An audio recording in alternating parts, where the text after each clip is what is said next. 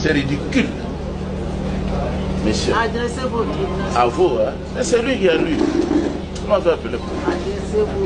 C'est un mensonge de mauvais goût diabolique. C'est une tromperie. Ça ne doit pas être la justice. On proclame des mensonges. Le papa de l'enfant est ici. Des mensonges, mais non, mais je vous donne votre version des faits. Mais laissez-moi parler. La version, la voilà. Celui-ci, c'est mon frère. Je n'ai jamais parlé en particulier avec lui pour chercher une femme. J'en ai autant. Moi, je suis en route en voyage missionnaire. C'est lui qui est venu me présenter dans une grande assemblée sa fille. Le 30 décembre 23, sa fille que je n'ai jamais vue, que je n'ai jamais connue. 30 décembre 2023. C'est la proclamation des résultats présidentiels. Là, nous sommes maintenant, nous avons dépassé 15 avril, nous sommes à Boma. C'est à partir de cette date que j'ai vu la fille. Aujourd'hui, là, si elle venait ici, je ne la connais pas. C'est un mensonge de dire ici qu'elle avait 14 ans. Ça, c'est Satan qui a parlé. Son père est ici. Pourquoi vous vous moquez des gens comme ça? La fille m'a été présentée comme ayant 18 ans. Celui-ci, il a répété, ce jour-là, en fin d'année. Mais ici, on dit qu'elle avait 14 ans. Mais pourquoi vous faites des choses comme ça? Pour la prendre en mariage, il m'a supplié. Il m'a supplié qu'elle a un bon caractère. Ne regardez pas la taille. Elle est âgée. Chez nous, dans le Bas-Congo, nous avons des gens de petite taille. Vous voyez comment il est par rapport au monde? Bon, selon vous, la fille avait quel âge? Mais c'est lui qui m'a dit que... Selon vous. Oh! Il va aussi se défendre. Moi, je ne suis pas le directeur de l'école pour dire tu as quel âge. C'est son père qui a dit devant tout le monde, pas seulement moi. C'était dans l'assemblée. Elle a 18 ans, elle est âgée, elle est majeure. C'est la fille par son père. Mais qu'est-ce qui s'était passé après? Et le papa vous a proposé de prendre sa fille en mariage. Bon, quelle a été votre réaction? Vous avez accepté? Mais oui. On a fait une cérémonie de mariage à Mwanda.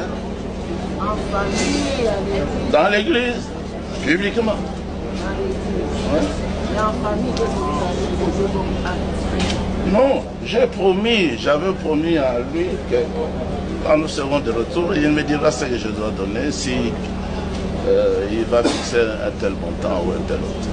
Donc vous avez dit sans toutefois donner quelque chose, vous posez un acte à la famille.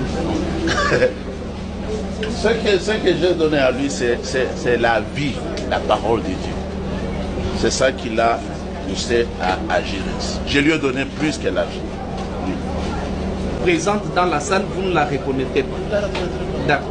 Le tribunal demande ensuite au prévenu s'il aurait reçu au préalable le consentement de la victime. Le prévenu Kassam Bakana Kassongo soutient que la fille aurait consenti en acceptant la célébration du mariage. Que cette fille avait donné son consentement. La fille avait parlé avec vous par rapport au mariage. Je n'ai jamais parlé avec elle en particulier, ni avant, en tout cas, ni après.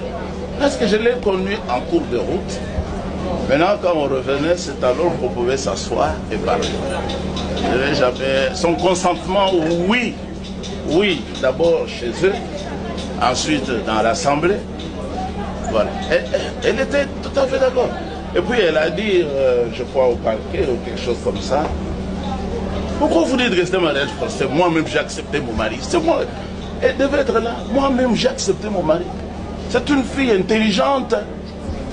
Elle est majeure. Vous n'étiez pas pour ces mariages-là, mais il y a quelqu'un qui vous a supplié. C'est important. N'existe pas dans les mariages. Plus ça existe chez mon fils, c'est pour ça que j'ai plusieurs fois. Mais comment vous aviez accepté de prendre une personne en mariage, une personne avec laquelle vous n'avez jamais parlé, vous ne la connaissez pas, mais parce qu'on vous a supplié par son père, vous acceptez de la prendre en mariage? Non. Quand est-ce que la dame avait connu elle? Quand? Répondez à la question. C'est la réponse. Nous sommes en train de chercher les preuves. Maintenant, l'amour était à... J'appelais petit à petit, l'amour allait naître. Il fallait que l'affection naisse. Je suis psychologue. C'est comme ça. Alors, vous précisez au tribunal que vous n'avez jamais eu en tête de vous marier chez lui. Jamais. Et que c'est lui qui vous a supplié. Tout à fait vrai. Et après ces supplications, vous aviez accepté de vous marier, consenti à vous marier avec cette dernière, avec laquelle vous n'aviez jamais parlé, avec laquelle, même si elle se retrouvait dans la salle, vous ne la connaîtrez pas. Mais pourquoi? C'est ça la vérité. Pourquoi vous ne la reconnaîtrez pas? Parce que la rue et l'État congolais s'opposent à ce mariage-là.